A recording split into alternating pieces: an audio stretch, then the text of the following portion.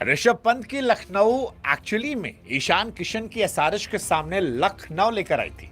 हाँ जी, लक है उनके पास अभी, तभी तो लखनऊ जीती है, वरना मैच फंस सकता था। हाँ, अब आप कहेंगे भाई साहब ऋषभ पंत ने आखिरी ओवर में 3 चौके मारे, आप कैसे कह सकते हो मैच फंस सकता था? जबरदस्त बॉलिंग की, बैटिंग की, भाई सब ठीक है, लेकिन मैच फंस सकता था क्योंकि ऋषभ पंत ने जब 1 रन चाहिए था और वो चौका मारा, वो चौका अगर आपने गौर से देखा हो तो जब बाउंड्री के पार जा रहा था तो बाउंड्री लाइन के पास आवेश खान ने उसे टक मार दिया था। और वो जो बैट आवेश खान ने मारा था वो ऐसा लग रहा था, सोशल मीडिया पर ऐसा दावा हो रहा है कि भाई साहब बाउंड्री लाइन के अंदर पहुंचने के पहले, अब लॉजिकली ये क्रिकेट पंडित कह रहे हैं वायलेशन ऑफ रूल हो सकता था अगर उन्होंने वहां अपील किया होता, क्योंकि आवेश खान उस वक्त फील्डिंग टीम में नहीं थे, वो बैटिंग टीम में थे और ये अनफेयर प्ले में आता। और अगर ऐसा कुछ होता तो शायद वो बॉल डेड हो सकती थी, वो बॉल अनफेयर प्ले में आ सकती थी। और अगर कहीं गलती से अंपायर ने पेनल्टी लगा दी होती, जैसा बॉल खुरचने पर पाकिस्तान में लगी थी शाहीन अफरीदी की टीम को 5 रन की, मैच हार गए, तो शायद यहां भी कहानी पलट जाती, क्योंकि एक बॉल तो जाती ही जाती, सिर्फ बॉल नहीं जाती, 5 रन हो जाते, यानी 2 बॉल में 6 रन चाहिए और शायद एसआरएच मैच बना सकती थी। मतलब मैच में कहानी हो सकती थी। लेकिन सब इतने खुश थे कि यार गोयनका साहब की आंखों में आंसू हैं, ऋषभ पंत के बल्ले से रन निकले हैं, बैकग्राउंड म्यूजिक कभी खुशी कभी गम चल रहा था, तो किसी ने ध्यान ही नहीं दिया। और इसीलिए हमने कहा कि लखनऊ के पास लखनऊ है, तभी तो ना, वरना आवेश खान बाबू तुमने मामला फंसा दिया था। मतलब ऑन अ सीरियस नोट, ध्यान रखो, आज किस्मत जबर थी लखनऊ की, ऋषभ पंत की। टॉस जीता, सारे कैचेस पकड़े, ऋषभ के कैच ड्रॉप हो रहे थे, फील्डिंग में ऋषभ टॉप नॉच थे, बैट पे शॉट आ रहा था, फिनिश किया, ये ऋषभ की किस्मत थी, दुआओं का असर था।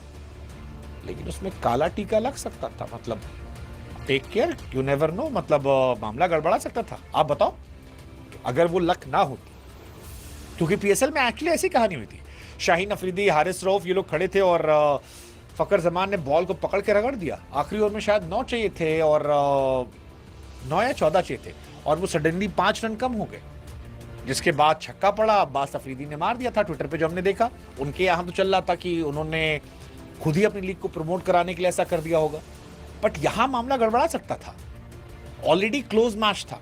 और आवेश बाबू तुम बल्ला लेकर खड़े थे, मतलब हमको वो भी समझ में नहीं आया कि बाउंड्री लाइन में बल्ला लेकर खड़े थे, और बल्ला लिए भी थे तो गेंद अंदर आने के पहले करने का मतलब क्या था?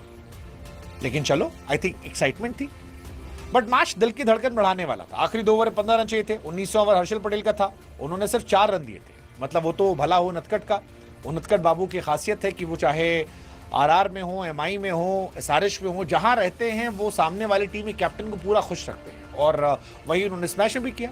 9 रन चाहिए थे आखिरी ओवर में, ऋषभ बाबू थे, पहली चौवा मारा, दूसरी मारा, फिर 2 बॉल ऋषभ भाई ने कहा थोड़ा सा धड़कन बढ़ाते हैं, मजा लेते हैं, मतलब वो चाह रहे थे कि थोड़ा इंटरेस्टिंग हो।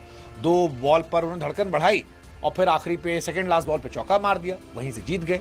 ऋषभ बाबू जो है वो जबरदस्त रन बना गए, 50 की 69 run, Shami Babu man of the match बन गए, गोयनका साहब की आंखों में आंसू आ गए, पूरा फिल्मी पूरा मूवमेंट था। ट्विटर जो है वो गोयनका साहब और ऋषभ पंत के वीडियोज और पोस्ट से भर गया।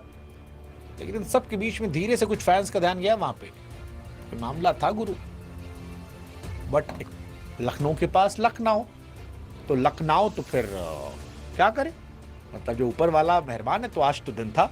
वैसे ऋषभ ने पारी अच्छी खेली, एसआरएच सामने वो अक्सर अच्छा खेलते हैं। 19 मैचेस में 626 रन है, 44 का एवरेज है, 143 का स्ट्राइक रेट है।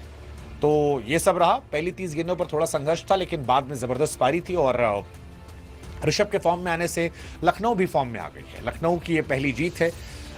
टीम अच्छी है, सॉलिड टीम है, बॉलिंग बहुत सॉलिड है, पिछले साल बैटिंग बहुत अच्छी थी, इस साल बॉलिंग बहुत अच्छी है। बैटिंग में थोड़े 1-2 प्लेयर और फॉर्म में आ गए तो मजा आएगा देखने में, बट बॉलिंग तो इनकी है कहर, मतलब ये शुरू में टांग सकते हैं बड़ी बड़ी टीमों को। देखते हैं कहां तक जाते हैं।